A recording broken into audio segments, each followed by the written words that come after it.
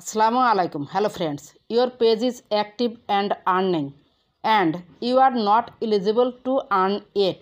ঝড়ের গতিতে এসেছিল আপডেটটি, আবার ঝড়ের গতিতেই ফেসবুক আপডেটটি রিমুভ করে দিল।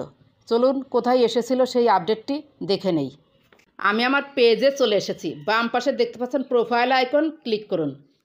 এরপর দেখতে পাচ্ছেন প্রফেশনাল ড্যাশবোর্ড, প্রফেশনাল ড্যাশবোর্ডে ক্লিক করুন। এরপর নিচে একটু স্ক্রল করে চলে আসুন।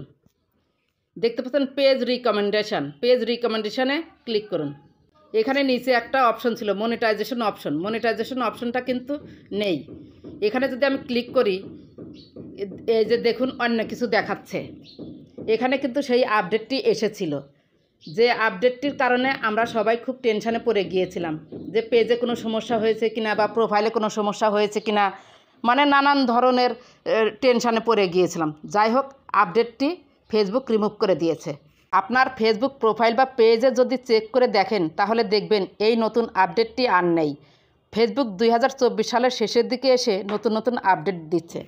আপনার ফেসবুক প্রোফাইল বা পেজে যদি চেক করে দেখেন তাহলে দেখবেন এই নতুন আপডেটটি আর নেই। ফেসবুক 2024 সালের শেষের দিকে এসে নতুন নতুন আপডেট দিচ্ছে, এবং কোন আপডেট দিলে ফেসবুক কন্টেন্ট ক্রিয়েটরদের জন্য ভালো হবে ফেসবুক ফাইনালি সেই আপডেটই রাখবে। টেনশন করবেন না, আপনারা ফেসবুকের কমিউনিটি গাইডলাইন্স ভঙ্গ না করে কন্টিনিউ কাজ করে যান।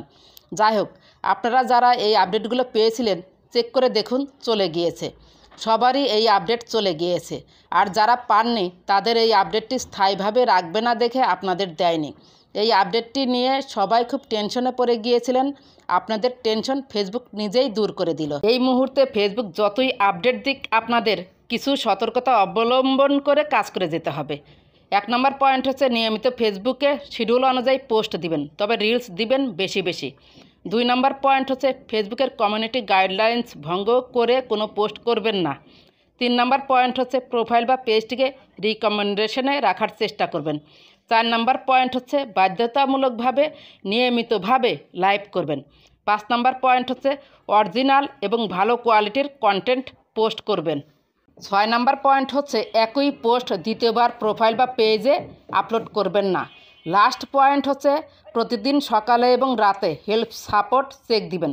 চলুন হেল্প সাপোর্ট কিভাবে চেক দেয় দেখে নেই। আমি আমার প্রোফাইলে চলে এসেছি। উপরে দেখতে পাচ্ছেন প্রোফাইল আইকন 3 ডট, ডান পাশে ক্লিক করুন।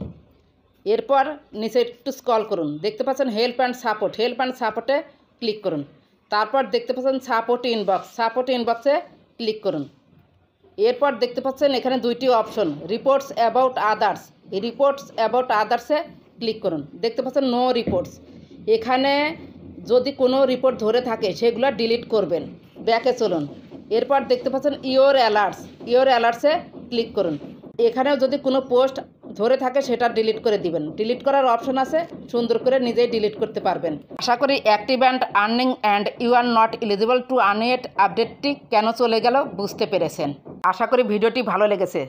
যদি একটু ভালো লেগে থাকে বা আপনার একটু উপকার হয়ে থাকে, প্লিজ লাইক, কমেন্ট, সাবস্ক্রাইব করে সাথেই থাকবেন। ভালো থাকবেন, সুস্থ থাকবেন। আল্লাহ হাফেজ।